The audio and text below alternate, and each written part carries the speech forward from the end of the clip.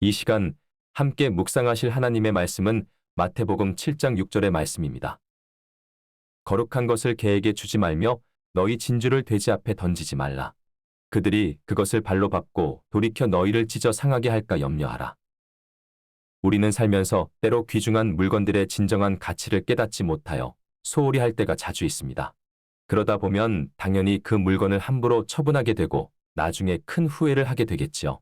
과거 저의 어린 시절 부모님께서 하시는 말씀을 우연히 듣게 되었는데 시골에 사시는 먼 친척 되시는 분이 논 한마지기를 마침 그 동네에 들렀던 옥수수 뻥튀기 아저씨의 튀밥 기계와 맞바꾸었다는 말을 들었습니다.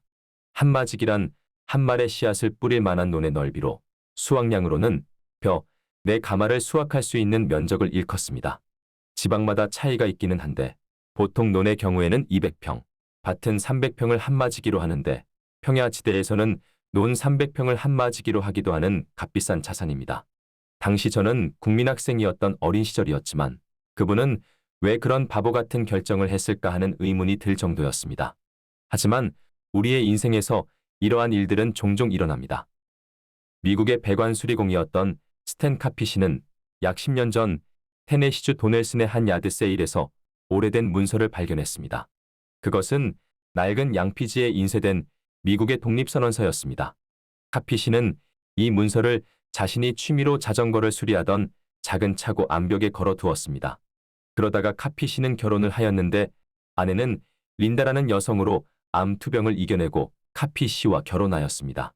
부부가 된 두 사람은 지저분한 차고를 정리하기로 결정하고 차고 안에 가득했던 고물들을 처분하기로 하였습니다. 2005년 3월 그들은 골동품 테이블, 마사지 샤워헤드, 수도꼭지, 은색 그릇 세트, 그리고 오래된 노란 양피지 위에 인쇄된 독립선언서 등 여러 물건을 항목별로 분류했습니다. 그리고 세금 신고를 위해 이 모든 중고 물건의 시장 가치를 99.99달러라고 추정하였고 기록해 두었습니다. 그리고 여러 남는 물건들은 지역의 중고품 가게에 기부했습니다. 그러면서 오래된 양피지에 인쇄된 독립선언서를 중고품 가게 점원에게 부탁하여 그 가치가 얼마나 되는지를 평가해달라고 하였습니다. 그러자 중고품 가게에서는 이 독립선언서 복사본은 약 2.48달러 정도의 가치가 있다고 평가하였습니다. 이는 2023년 한국 돈의 가치로는 4,755원의 가격이었습니다. 이처럼 그들도 그 문서에 큰 가치를 두지는 않았습니다. 그 후 1년이 지난 2006년 3월 음악 장비 기술자였던 마이클 스파크스 씨는 이 중고품 가게에서 오래된 양피지 문서를 발견하고 가격을 살펴본 후 구입하였습니다. 그런데 이후 알고 보니 이 문서는 미합 중국 독립선언서의 희귀한 공식 사본이었습니다. 즉 1820년 당시 미국 8대 국무장관으로 재직하였고 후일 미합 중국 제6대 대통령이 되었던 존 퀸시 애덤스가 인쇄를 의뢰했던 200장 중의 하나로 1823년에 윌리엄 스톤이 인쇄했던 사본이었습니다. 이 사본은 현재 35장만이 온전한 형태로 남아있는 희귀한 역사적 귀중품입니다. 결국 이 오래된 노란색 양피지에 인쇄된 독립선언서는 2007년 3월 노스캐롤라이나주 벌링턴에서 열린 레이너스 역사 수집품 경매에서 47만 7,650달러에 팔렸습니다. 이는 2023년 한국 돈으로 8억 9,159만 원에 해당하는 큰돈이었습니다. 5천 원도 안 되게 팔았던 문서가 9억 원짜리 보물이었던 것입니다.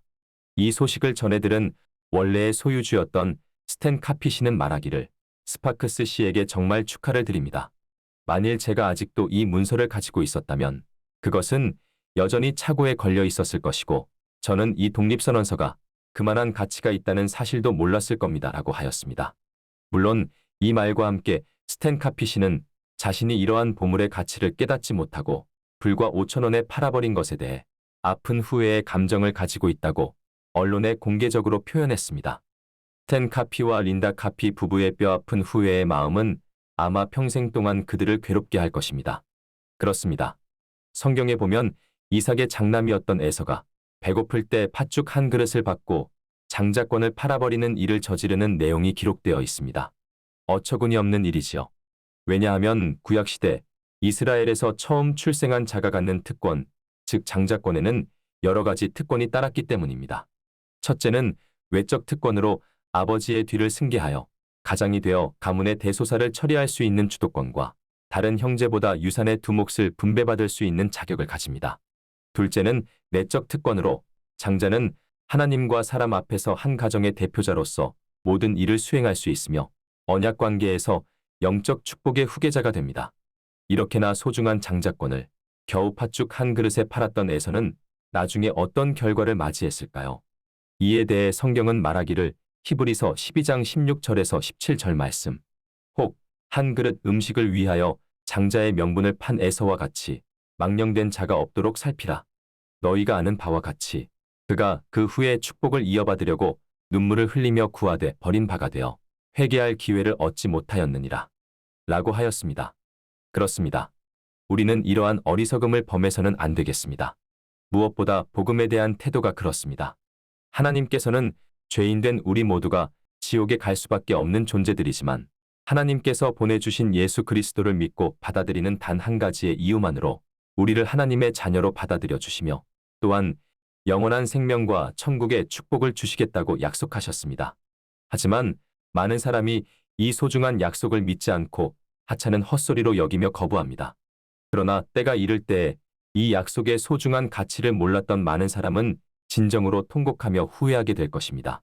부디 오늘이라는 시간에 하나님의 이 약속을 믿음으로 받아들여 천국의 백성으로 살아가시기를 주님의 이름으로 축원드립니다.